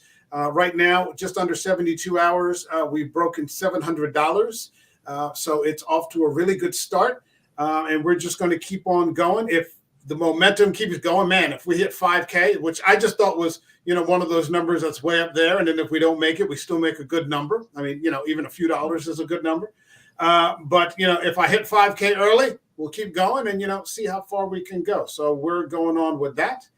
And also, as of this moment on Friday on my channel, I'm going to be interviewing Spider Dabrowski. And Spider is a screenwriter who I've had on the show before. He had a Tubi original movie called Teardrop, which was pretty good. It wasn't, it was an independent movie, but I support independent filmmakers. But now he has finally stepped into the director's chair for a new psychological film, and he just cast Eric Roberts Yeah. as the star of his movie. So I'm very much looking forward to catching up with him again. That's going to be Friday at 10 a.m. Eastern time. Looking forward to seeing Spider again. It's been a little bit. I think episode 109 was Spider, and now I'm like at episode 180. So it's been a little over a year. It'd be good to have him back. Okay, and guys, in the description, I have the links to all these guys' channels. So do pop on to Mike's channel and check out that on Friday. And as well, fantastic cause, Make a Wish. If you can give a handful, or if you can give a shitload, whatever helps. And I know Mike would appreciate it, and I certainly Yeah, know very much. that those kids will appreciate it. Mike Tharme, the fucking legend to this. Is there anything that you want people to check out or go to, or anything in the pipeline? Are you doing anything with the Missing Compy podcast, or getting back? I'll be coming back to the Missing Compy podcast after taking a year hiatus with mental health issues. So I will be returning to that on like a monthly basis. Work-wise, nothing much on the Wildlife on Mars front, unfortunately. Although after having recent conversations with certain individuals, there may be something on the horizon, but it's too early days to confirm or deny anything on that one yet. The Harryhausen Awards I'm going to be prepping for next year. So if there's anyone that's interested in creature stop motion filmmaking of any kind, and you have a film that you want to submit, then make sure that you submit that to the Harryhausen Awards, which I think is www.rayharryhausenawards.com. Either way, just type it into Google search, it'll come up. And Animation Toolkit, the company that I work for, we're currently working on some new armature stuff. So there's going to be some creatures, there's going to be some humans, and there's also going to be some dinosaurs as well. So yeah, if anyone's interested in those, then keep an eye on Animation Toolkit's social media sites. And obviously, if you want to follow me, it's Mike Tharme on Instagram, Twitter, and I think, what else? Oh, YouTube as well, ML Tharme. Yeah, and again, if you go on to Mike's YouTube, I think he has links from the YouTube to those other social platforms as well, so you can get involved and check them out. Eric, what do you got in the pipeline, buddy? Every time I try to promote something that I got in the pipeline, life and work just makes me too fucking tired to do it. So usually I'm either hanging out with you or hanging out with Mike on American Werewolf. But for my own stuff, Hey Internet, Eric here is the YouTube channel. The most recent thing I did was based on Mike's request, I have recently discussed the entire Underworld franchise. There's a playlist on my channel for that. I was really bummed when we lost officially, I hate to say that, Julian Sands. So I did do a couple videos on his Warlock films. Say what you will about them. It was nice to watch him be so dignified in those type of movies. I am going to do one final Julian Sands video about arachnophobia. That's a fun, goofy, I don't want to say monster movie, but, killer spiders, those are always fun to me. I grew up on that stuff from the 50s, with my parents. But other than that, I really don't have anything, I don't want to say in the pipeline. I do know franchise-wise, though, I do want to get into the Rocky Balboa franchise and just discuss that, because I need some Stallone in my life after a lot of the cheesy garbage bullshit I've been watching for my channel lately. But I'll just say, Hey Internet, Eric here, the YouTube channel. I've got playlists for everything that I've done. It's easier just to go there. And then you can follow me on Twitter, movies_beer365. Marty, Mike, you've seen some of the stuff I posted. It's either me just shooting the shit or poking the bear, and it's all in good fun. And again, as I said before, in the descriptions, guys, is links to these awesome people in the channel. Myself, I'm going to probably be back with my lady talking about Utter Scour again. I don't know what we're going to watch, but it's probably going to kill my fucking brain cells. So you got that to look forward to. Yeah, but sure, the things, to quote Jamie Lannister, the things you do for fucking love. I want to give a big. Didn't he push a little kid out of a window right after he said that? Marty, don't admit to anything. Yeah, exactly. Yeah, get your lawyer. Get your lawyer. Marty, Lawyer, you need to throw. lawyer. You need to throw that back with yes, but I'll do anything for love, but I won't do that. Do that. Yes. Do that. Yeah, no. I'm gonna probably be doing figure reviews. I want to get back to doing regular reviews as well. Two things I want to do is a deep dive into Alien 3 and how Fox looked at it. Now, again, it's the usual case, but how Fox kind of got cold feet and decided to look at it as a product, because we got 7 video games, we got a Pepsi commercial, we got Pog.